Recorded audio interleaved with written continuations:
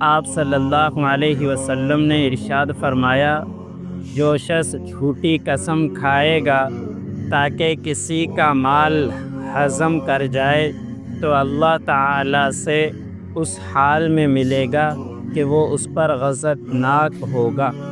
حضرت کلثوم بنت عقبہ رضی اللہ تعالیٰ عنہ روایت کرتی ہیں کہ میں نے نبی کریم صلی اللہ علیہ وسلم کو یہ فرماتے ہوئے سنا، وہ شخص جھوٹا نہیں ہے جو صلح کرانے کے لیے اچھی بات اچھی نیت سے کرے۔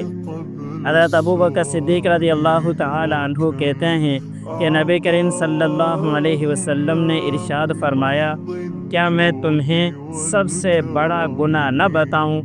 ہم لوگوں نے عرض کیا، ہاں ضرور یا رسول اللہ صلی اللہ علیہ وسلم۔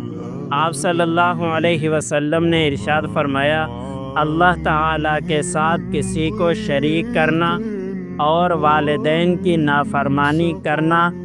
اس وقت آپ صلی اللہ علیہ وسلم تکیے سے ٹیک لگائے ہوئے بیٹھے تھے، پھر سیدھے ہو کر بیٹھ گئے اور ارشاد فرمایا، سن لو، جھوٹ بولنا اور جھوٹی گواہی دینا، سن لو، جھوٹ بولنا اور جھوٹی گواہی دینا۔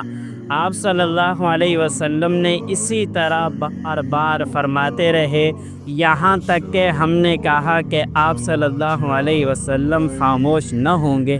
اللہ عمل کرنے کی توفیق۔